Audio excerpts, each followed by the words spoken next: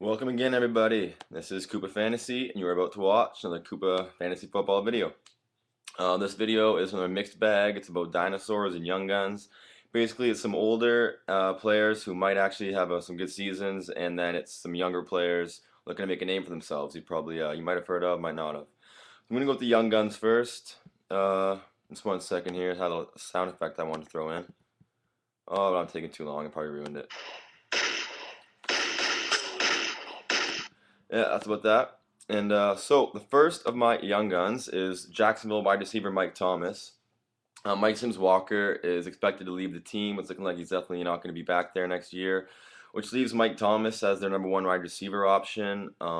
It's looking like Gerard's going to get the start again, despite the fact that they do have the new rookie they drafted.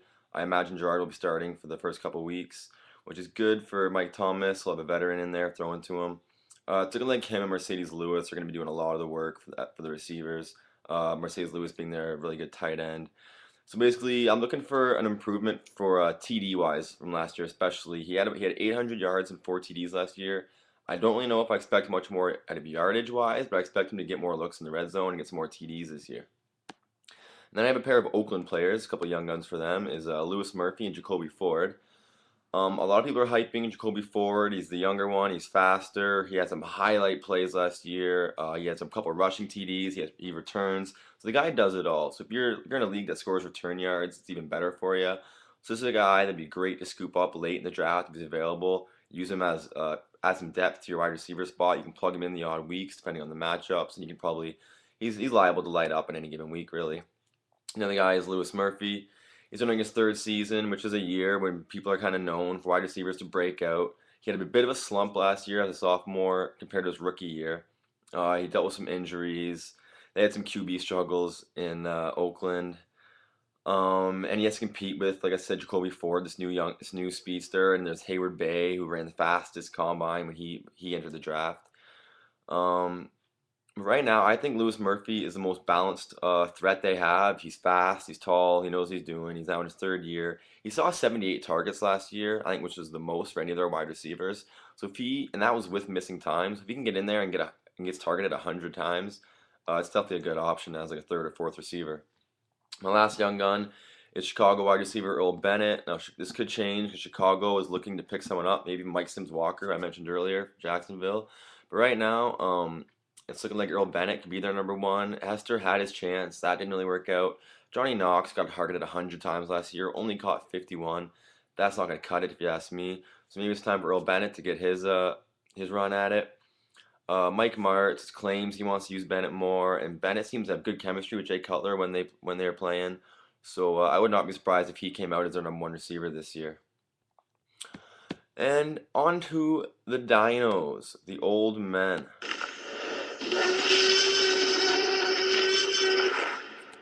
Oh yeah. And the first one up of these dinosaurs is Hines Ward. I had him last year as a number two wide receiver. It's kind of disappointing, and I'm not recommending drafting him as a second wide receiver, but as a third or a fourth, he could really be good for you. He's going to be on the same team. He's played his entire career with Pittsburgh. Big Ben and him have chemistry. He's not going to just disappear. Like obviously, Mike Wallace is kind of their new number one guy. He's young, fast, and explosive. But Hines Ward is still going to be in there almost every game, getting a couple targets. Finding the end zone may be a bit of trouble for him at this point in his career, but I think he's still a good flex play or a good to add depth to your team if he's still available. Because the guys that I'm talking about in this post are being drafted like in like the 120s, 130s overall. Then we have the Tennessee free agent Randy Moss. I actually heard today the Jets are putting interest in for him, which would be kind of crazy. I don't know what he'd be like seeing Sanchez throw to him, but you never know.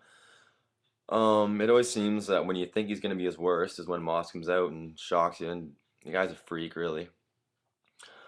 So here it is, Randy Moss. If you had him last year, you still probably still have that bad taste in your mouth. I did. I had Moss and Hines Ward last year on one of my teams, and that was pretty rough. Um, However, Moss is only 2 seasons removed from being basically the top wideout in fantasy. Like I said, the guy's a freakish talent. When he's happy and healthy, he's a real force you can't deny. So watching where he ends up may make him worth a pick later on in the draft if he's available. And basically, the same thing goes for Terrell Owens. He is coming off injury. He said himself he doesn't want to get picked up until later into the preseason because of the injury. So right now, this is probably a very risky play. But T.O., if you just want to, if you got an extra pick, like your last pick or something, and he's out there, and you want someone he had a pretty good season last year, about 900 yards. I think he was top 15, top 20 for that for his position in most leagues. You can pick him up late.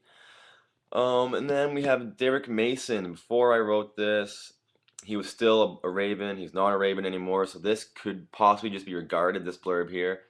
But he kind of took over as the number one last year. It was supposed to be Bolden who came in and was the new number one.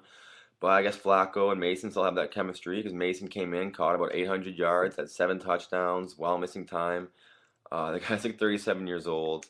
So that's definitely like the main concern, and I don't know where he's going to end up. But if a team needs needs some wide receiver depth, and he's available, I don't see why I wouldn't want to grab him. He had a good season last year. Guy's got a football brain on his head.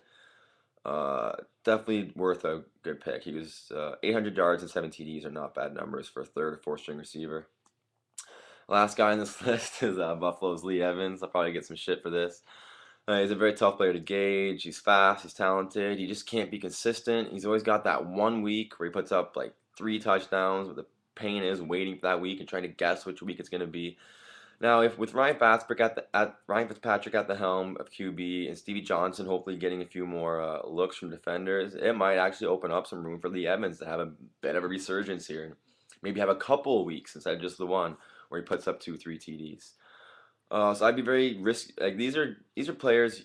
The young guns I think are the safer picks right now. But if you you want to add some depth, and you've got some late picks, you don't know who to take. Your team's looking all right. Maybe just take a jump on one of these young guns or one of these dinosaurs, and they might end up having a good season for you after all, depending on where some of them end up or how injuries go. So that is the end of my video, everybody. I appreciate everybody who has watched them. I'm actually about to record another video about the free agency crap that is going on because there's so much right now. So that, like I said, I'm gonna post this right now, and as soon as I'm done, I'm gonna record my next video on free agency so I can help you guys keep up to date in case you haven't, and some of the key moves and some of the bigger names being shipped around the league. So, like I said, thank you very much. This has been another edition of Koopa Fantasy. I will be back very soon. Peace.